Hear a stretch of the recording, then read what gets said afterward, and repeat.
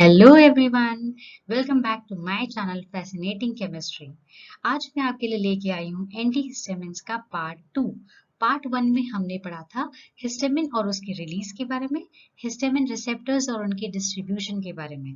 अगर आपने पार्ट 1 नहीं देखा है तो पहले पार्ट 1 देखिएगा, फिर पार्ट 2 पे आइएगा। आज हम कवर करने वाले हैं एंटीहिस्टामिन्स के ड्रग्स के बारे में। चलिए शुरू करते हैं। Mechanism of action. तो आइए हम सबसे पहले मैकेनिज्म पढ़ते हैं। एंटीहिस्टामिन्स एक से ज्यादा मैकेनिज्म से काम कर सकते हैं। जैसे पहला मैकेनिज्म है producing opposite actions to that of the histamine. Histamine के ऑपोजिट एक्शंस को प्रोड्यूस करना। तो हमने पार्ट 1 में हिस्टामिन के एक्शंस के बारे में पढ़ा था, उसके फंक्शंस के बारे में पढ़ा था। तो उसके अपोजिंग एक्शंस प्रोड्यूस करने वाले को ही हम एंटीहिस्टामिन बोलते हैं। तो ये एक मैकेनिज्म हुआ। दूसरा, antagonizing serotonin and bradykinin released along with histamine produced during anaphylactic reactions. Anaphylactic reactions मतलब कई बार क्या होता है, कुछ एलर्जेंस की वजह से लाइफ थ्रेटनिंग रिएक्शंस हो सकती हैं। तो सिर्फ हिस्टामिन रिस्पॉन्सिबल नहीं होता, उसके साथ सेरोटोनिन और ब्रेडिकाइनिन भी रिलीज होते हैं, जिसकी वजह से ये कंबाइंड रिएक्शंस हो सकती है। तो उनके एक्शंस को भी एंटेगोनाइज करने का काम एंटीहिस्टामिन्स का होता है। इसके अलावा preventing the access of histamine to its receptors by competitive antagonism.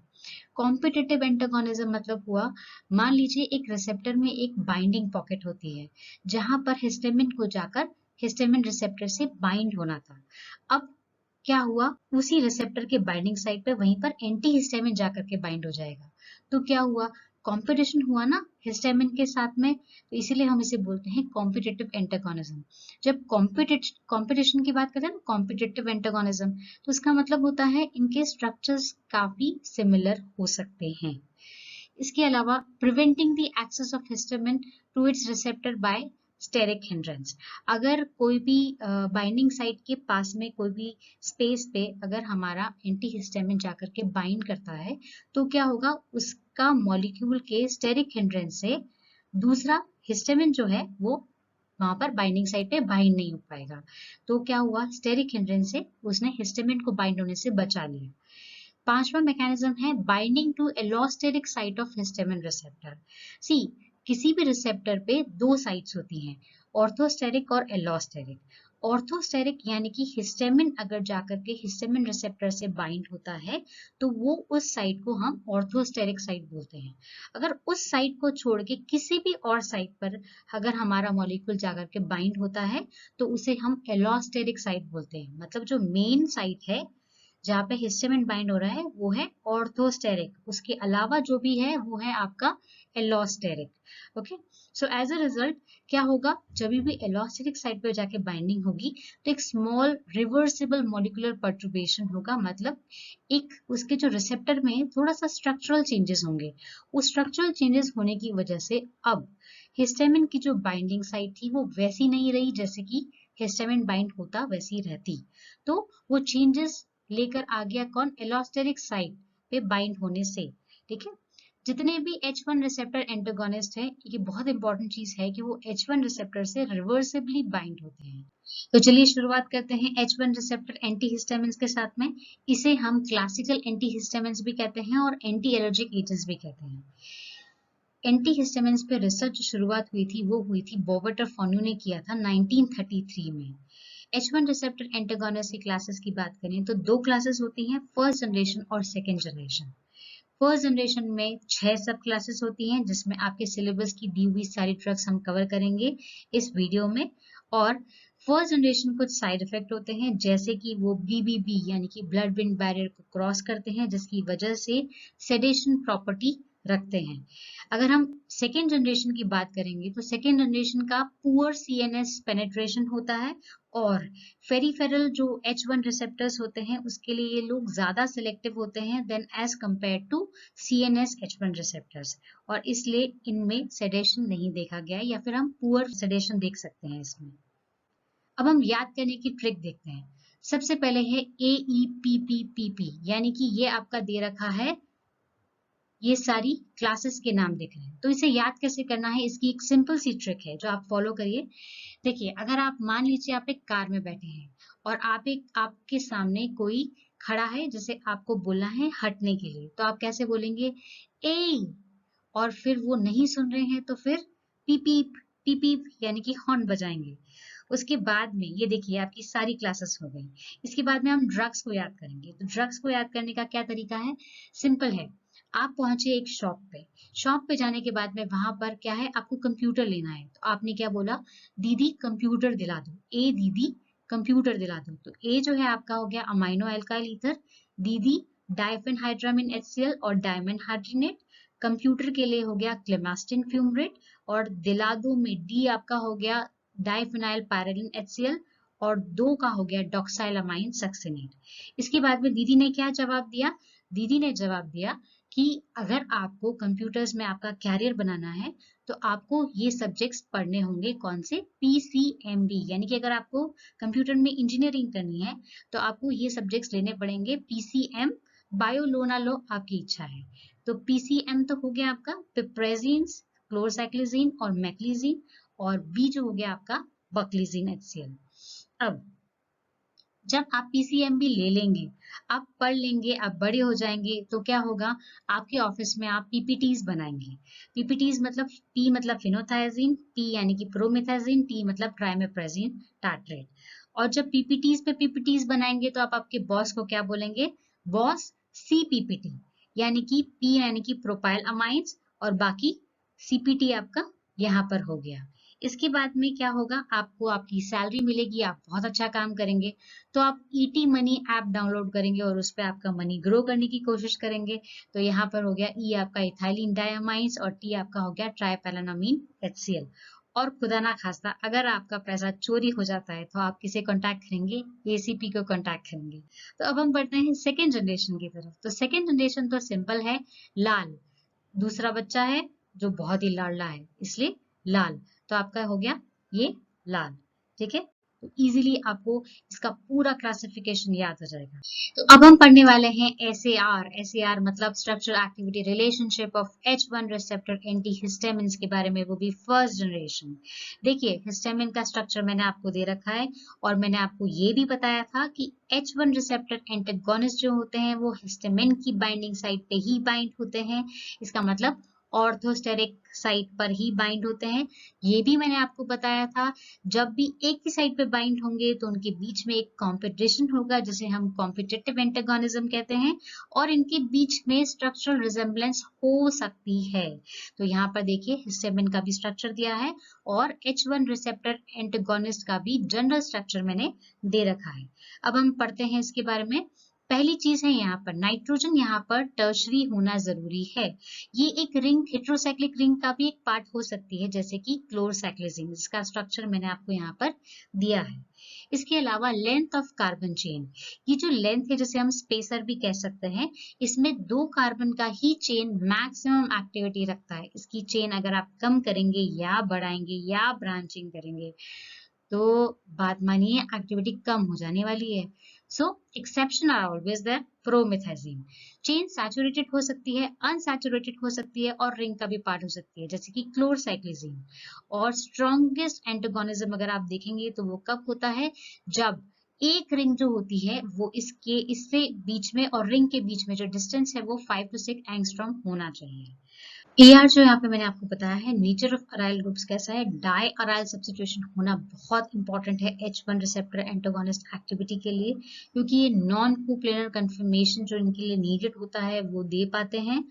इसमें जो एग्जांपल है जैसे कि क्लोरसाइक्लिजीन, दोनों रिंग्स जो हैं आपकी वो कनेक्टेड भी हो सकती हैं ऑर्थो पोजीशंस पे, जैसे कि प्रोमेथाजीन में फिनोथाइजीन जो होते हैं उसमें यही होता है। एरोमेटिक रिंग को रिप्लेस कर सकते हैं हम किससे? हेट्रो एरोमेटिक रिंग से भी कर सकते हैं, जैसे कि डॉक्साइलामाइन इसका एग्जांपल है। ऑर्थो सब्स्टिट्यूशन अगर होंगे तो अनडिजायरेबल है, मेटा सब्स्टिट्यूशन अनफेवरेबल है, और पैरा सब्स्टिट्यूशन अगर होगा किससे? लिपोफिलिक और इलेक्ट्रॉन डोनेटिंग ग्रुप से, तो वो एक्टिव होगा। जैसे कि एग्जांपल मैंने आपको यहाँ पे दिया है प्रोमेथाजीन का। SAR कितना इजी था, सिंपल था। आप यहाँ पर भी देख सकते हैं, देखिए AR जो है वो अराइल, फिनाइल, सब्स्टिट्यूटेड फिनाइल और हेट्रो अराइल ग्रुप होंगे, तो यहाँ पर जो है अराइल ग्रुप होना इंपॉर्टेंट है। AR डैश जो है अराइल और अराइल मिथाइल ग्रुप हो सकते हैं, जो भी हमने यहाँ पे बात करी। X जो है आपका O अगर होगा, यानी कि यहाँ पर अगर O होगा तो क्या हो गया? ये पहली जो क्लास हमने पढ़ी थी अमाइनो एल्काइल ईथर, अगर यहाँ पर N हो गया तो हमने क्लास पढ़ी थी दूसरी इथाइलिन डायअमाइंस की, और अगर यहाँ पर कार्बन हुआ तो हमने पढ़ा था प्रोपाइल अमाइंस क्लास के बारे में। तो सिंपल हो गया, अगर आप O करेंगे, N रखेंगे, C करेंगे तो अलग अलग क्लासेस आ जाएंगी। और अगर हम इसकी बात करें तो ये बेसिक टर्मिनल अमाइन ग्रुप है और जो कि टर्शरी होना बहुत ही इंपॉर्टेंट है। वापस से शॉर्ट में करें तो ये टर्मिनल जो है आपका टर्शरी होना चाहिए, ये 2 चेन का ही आपका होना चाहिए, और इस जगह पे डायआराइल होना बहुत इंपॉर्टेंट है, और पैरा सब्स्टिट्यूशन लिपोफिलिक और इलेक्ट्रॉन डोनेटिंग से होगा तो बेस्ट है। पहली क्लास से शुरू करते हैं। पहला क्लास है amino alkyl ether. Amino alkyl ether, okay. तो यूजेस में कॉमन हम देखेंगे anti cholinergic plus symptomatic treatment of allergic condition. Symptomatic मतलब हो गया जितने भी सिम्टम्स आते हैं उनका ट्रीटमेंट, और किसका, हे फीवर, जैसे कि सीजनल कई लोगों को होता है पोलन ग्रेन से एलर्जी होना। इसके अलावा राइनिटिस, नोज का इन्फ्लेमेशन होना, जैसे कई बार होता है आपने गरम खाना खा लिया हो और स्पाइसी फूड खा लिया हो तो उससे क्या होता है, आप अचानक से आंखें लाल हो जाती है, पानी निकलने लग जाता है, नोज में प्रॉब्लम हो जाती है, वो सब। यूटिकेरिया, यूटिकेरिया और प्रोराइटिस जो है ये आपके स्किन पे दाने हो जाना। वीजिंग जो होता है, आपको सांस लेने में प्रॉब्लम होना। कॉमन कोल्ड एंड कफ तो आपको पता ही होगा। कंजक्टिवाइटिस जिसमें हो गया आपके आईज का इन्फ्लेमेशन, जैसे कि स्वेल हो जाना, या आपकी आंखें ड्राई हो जाना, या आंखों से कंटिन्यूसली पानी बहना। ये सब कंडीशंस में सिम्टोमैटिक ट्रीटमेंट जो होता है आपको ये वाली क्लास ऑफर करती है। साइड इफेक्ट्स इसमें 2 देखे गए हैं। ड्राउसीनेस, जो कि हमने बोला ही था कि H1 में फर्स्ट जनरेशन जो होती है वो ड्राउसीनेस देती है, सेडेशन इफेक्ट देती है, प्लस दूसरा जो है इसमें नर्वसनेस। अब हम हर ड्रग्स को इंडिविजुअली पढ़ते हैं। पहला आता है डाइफेनहाइड्रामीन HCl। तो देखिए इसका स्ट्रक्चर, कॉमन स्ट्रक्चर, और इससे आप देखेंगे तो देखिए यहाँ पर क्या हो गया है, 2 मिथाइल ग्रुप्स आ गए हैं और सॉल्ट है HCl। इसके अलावा देखिए यहाँ पर डाइफेन लगा हुआ है, इसका मतलब 2 फिनाइल ग्रुप्स लगे हुए हैं। तो इतना इजी हो गया स्ट्रक्चर। इसका आयुपैक नेम यहाँ पर दे रखा है, और ये इसके यूजेस क्या है, मोशन सिकनेस और इंसोम्निया। ओके, नेक्स्ट ड्रग हम करते हैं डाइमेनहाइड्रिनेट। डाइमेनहाइड्रिनेट का आप देखिए स्ट्रक्चर इन दोनों का, तो स्ट्रक्चर सेम है, फर्क कहाँ पर आया है, सॉल्ट फॉर्म में आया है। ये HCl में था तो यहाँ पर ये था, और ये है 8 क्लोरोथायोफाइलिन सॉल्ट के साथ में। और इसका यहाँ पे यूज क्या है, एक्चुअली ये 1:1 रेशियो में है, किसकी वजह से, ड्राउसीनेस इफेक्ट को कम करने के लिए इसका सॉल्ट इसके साथ बनाया गया था। और इसके यूजेस में नोजिया, नोजिया मतलब हो गया जी घबराना, वॉमिटिंग आपको पता ही होगा, डिजीनेस यानी कि ऐसे चक्कर से आना, caused by motion sickness and pregnancy, और ईयर कंजेशन। डॉक्साइलामाइन सक्सिनेट आपका नेक्स्ट ड्रग है। इसके देखिए स्ट्रक्चर में क्या डिफरेंस आया, यहाँ पर जो एक फिनाइल रिंग थी वो अब आपकी पायरिडीन रिंग हो गई है। इसके अलावा देखिए स्ट्रक्चर सेम है, इधर 2 मिथाइल थे, यहाँ पर भी 2 मिथाइल है। सॉल्ट फॉर्म जो है वो सक्सिनेट, देखिए इस तरह का सक्सिनेट है ना, यहाँ पर COH COH, और टब जैसे आप बना सकते हैं, टब फॉर्मेशन है, बस पानी नहीं है, इसे याद रखिए, क्योंकि डबल बॉन्ड नहीं है, सिंगल बॉन्ड है। इसका आयुपैक नेम यहाँ पर दे रखा है। इसकी यूजेस में nausea and vomiting in pregnancy, short term sedative है ये, in combination with paracetamol as analgesic and good hypnotic agent. Next drug हम पढ़ेंगे क्लेमास्टिन फ्यूमरेट, यानी कि ये स्ट्रक्चर आपको दे रखा है। क्लेमास्टिन मतलब हो गया, देखिए क्लोरो ग्रुप लगा हुआ है, तो 2 फिनाइल ग्रुप जैसे हम पहले बात कर रहे थे उसमें एक पर पैरा पोजीशन पे क्लोरो लगाइए, क्योंकि हमने SAR में पढ़ा था ऑर्थो और मेटा जो है वो अनफेवरेबल अनडिजायरेबल पोजीशंस होती हैं, पैरा पोजीशन ही है वो भी लिपोफिलिक प्रॉपर्टीज के साथ में या इलेक्ट्रॉन डोनेटिंग प्रॉपर्टीज के साथ में, ऐसे ग्रुप्स इनकी एक्टिविटी को देते हैं, रिजेम्बलेंस देते हैं। इसलिए यहाँ पे जो आपका स्ट्रक्चर है वो इस तरह का हुआ, प्लस यहाँ पर CH3 हमने पहले भी यहाँ पर देखा था, और इस जगह पर आप देखेंगे तो ये ग्रुप यहाँ पर इस तरह का हेट्रोसाइक्लिक रिंग में आ गया है। तो देखिए ये आयुपैक नेम यहाँ पर दे रखा है, ये कौन सा है, पायरोलिडीन, और इसका क्या है, लॉन्ग ड्यूरेशन ऑफ एक्शन हो जाता है। इसके अलावा लास्ट तक हम इस क्लास में पढ़ते हैं डाइफिनाइल पायरिलीन HCl। तो डाइफिनाइल वापस आपका डाइफिनाइल हो गया है, और इस साइड में देखिए ये कौन सा रिंग हो गया है, पिप्रिडीन न्यूक्लियस हो गया है, और ये हो गया आपका HCl सॉल्ट। तो यहाँ पर मैंने आपका आयुपैक नेम दिया है इसका, और इसके साइड इफेक्ट्स और यूजेस सेम है जो यहाँ पर दे रखे हैं। अब हम पढ़ते हैं नेक्स्ट क्लास, वो है इथाइलिन डायअमाइंस। इथाइलिन डायअमाइंस मतलब हो गया, अगर यहाँ पर नाइट्रोजन होगा तो क्या हो गया, ये इथाइल हो गया और ये दोनों तरफ डायअमाइन, ठीक है ना, इथाइलिन डायअमाइंस। इसके कॉमन यूजेस क्या क्या हो गए कि अपर रेस्पिरेटरी ट्रैक्ट एलर्जी, जैसे कि वही अस्थमा, हे फीवर, राइनिटीज, यूटिकेरिया जो हमने पहले पढ़े थे, वो सब के सब यहाँ पर भी है। और इसकी जो ड्रग है वो है ट्राइपेलेनामाइन HCl। ट्राइपेलेनामाइन मतलब आपको इस तरह से याद रखना है कि इसके स्ट्रक्चर में 3 नाइट्रोजन होंगे, तो आपने यहाँ पर तो 2 नाइट्रोजन लेने ही है क्योंकि इथाइलिन डायअमाइन का स्ट्रक्चर है, प्लस एक रिंग को भी आपको इस तरह से लेना है। तो ये कौन सी रिंग हो गई, पायरिडीन न्यूक्लियस हो गया। इधर आपका ये कौन सा हो गया, ये बेंजाइल हो जाएगा, ठीक है ना। इधर हम पहले फिनाइल ले रहे थे, अब यहाँ पर हम बेंजाइल ले रहे हैं। बाकी यहाँ पे स्ट्रक्चर सेम है, दोनों मिथाइल ग्रुप्स हैं और HCl है। आयुपैक नेम आपको यहाँ पर दे दिया गया है। इसके यूजेस में हम देखेंगे इन कॉम्बिनेशन विद एक्सपेक्टोरेंट और डीकॉन्जेस्टेंट फॉर्मुलेशंस। मतलब कई बार होता है ना कि स्वेलिंग आ गई है तो अब स्वेलिंग को रिलीज करना है नसल मतलब यानी कि नोज में, तो उस टाइम पर आप इनके इस फॉर्मुलेशन इनके साथ में आप दे सकते हैं। फ्यूअर साइड इफेक्ट्स देखे गए हैं बट कॉन्ट्राइंडिकेटेड विद अल्कोहल, यानी कि अल्कोहल के साथ इसे नहीं लेना है। नेक्स्ट पढ़ते हैं हम, यहाँ पर हम देखेंगे अब पिप्रेजीन क्लास। पिप्रेजीन मतलब हो गया आपका इस तरह का न्यूक्लियस हो जाएगा और दोनों तरफ हम R ग्रुप्स लगा सकते हैं।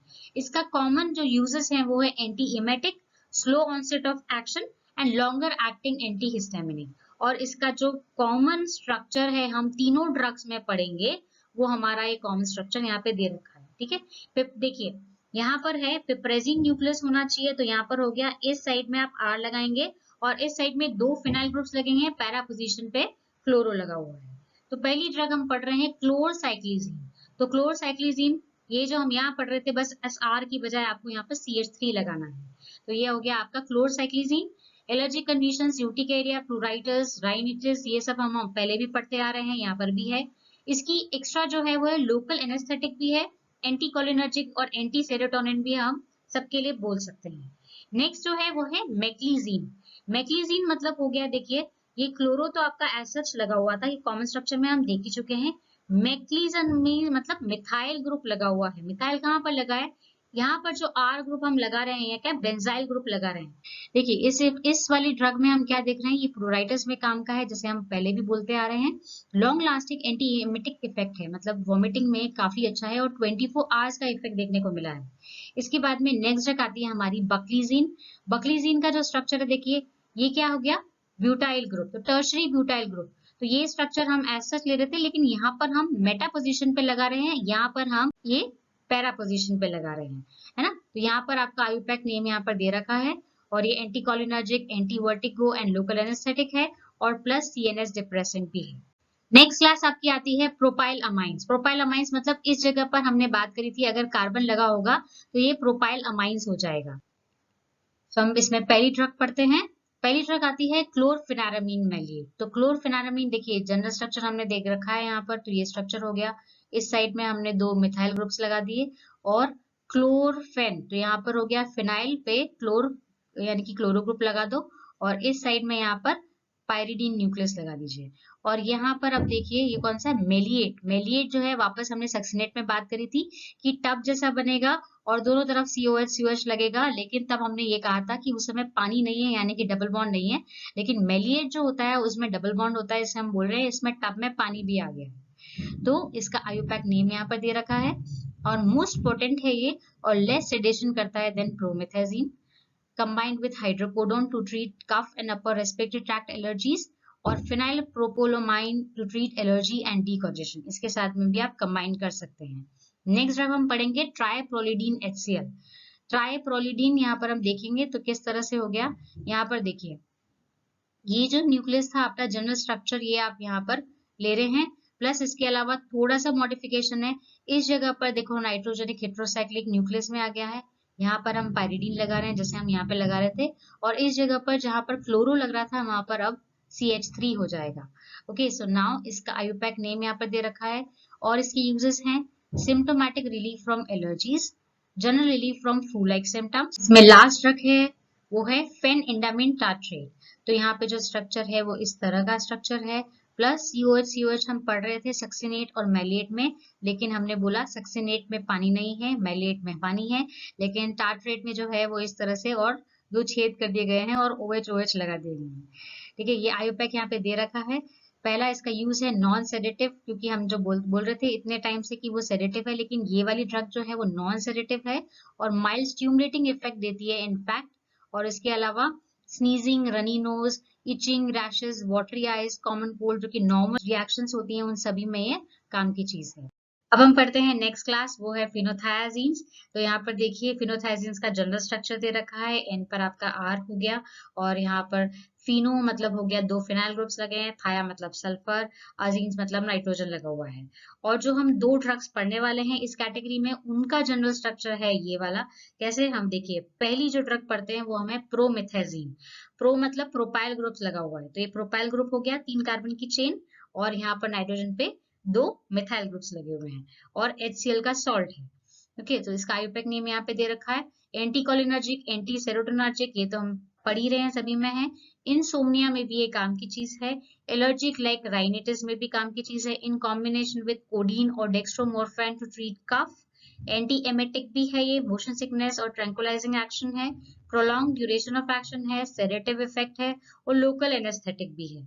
इसके अलावा नेक्स्ट ड्रग हम देख रहे हैं ट्राइमेप्रेजिन। ट्राइमेप्रेजिन देखिए इस तरह से, ये प्रोपाइल तो था ही था, प्लस एक कार्बन की चेन और है यहाँ पर और नाइट्रोजन पे मिथाइल ग्रुप लगाए, यानी कि इस पूरे स्ट्रक्चर में एक कार्बन और यहाँ पर लगा दीजिए तो प्रोमेथाजीन बन जाएगा आपका ट्राइमेप्रेजिन। So easy. इसका आयुपैक नेम मैंने आपको दे रखा है, anti pruritic, sedative, hypnotic, anti emetic और मोशन सिकनेस। रशिया में एंजाइटी डिसऑर्डर्स, पर्सनालिटी डिसऑर्डर्स और ऑर्गेनिक मूड डिसऑर्डर्स में भी ये काम की चीज है। अब पढ़ते हैं हम नेक्स्ट क्लास, वो है फिनोथायाजीन एनालॉग्स, मतलब उसके जैसे दिखने वाले एनालॉग्स। तो यहाँ पर ये जनरल स्ट्रक्चर दे रखा है, ये काफी ज्यादा लंबे एंटी हिस्टामिनिक काम करने वाले लॉन्ग एक्टिंग एजेंट्स होते हैं और पोटेंट भी हैं और एंटी सेरोटोनिन एजेंट भी होते हैं।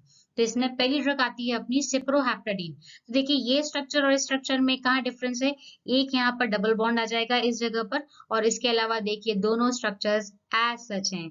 इसका आयुपैक नेम यहाँ पर दे रखा है, प्लस इसके यूजेस जो हैं, प्रिवेंटिव मेजर अगेंस्ट माइग्रेन, अकास्थीसिया मतलब मूवमेंट डिसऑर्डर होता है, एंटी एमेटिक और यूएसए में एपेटाइट एनहेंसर के जैसे भी इसे काम में लिया जाता है, यानी कि बच्चों का कई बार वजन कम होता है, उनका वजन बढ़ाना होता है ना, तो उस टाइम पे एपेटाइट एनहेंसर दिया जाता है और वो होता है कहाँ पर, यूएसए में। दूसरा ड्रग है आजाटिडीन मैलिएट, यानी कि यहाँ आपका जो स्ट्रक्चर है, देखिए जनरल स्ट्रक्चर और इस स्ट्रक्चर में डिफरेंस देखेंगे तो कहाँ डिफरेंस है, डिफरेंस इतना है यहाँ पर नाइट्रोजन आ गया है, इस जगह पर एक्स पे यहाँ पे कार्बन था, यहाँ पर आपका नाइट्रोजन आ गया है और यहाँ पर मैलिएट दे रखा है, मैलिएट मतलब रिमेम्बर पानी वाला यानी कि डबल बॉन्ड वाला।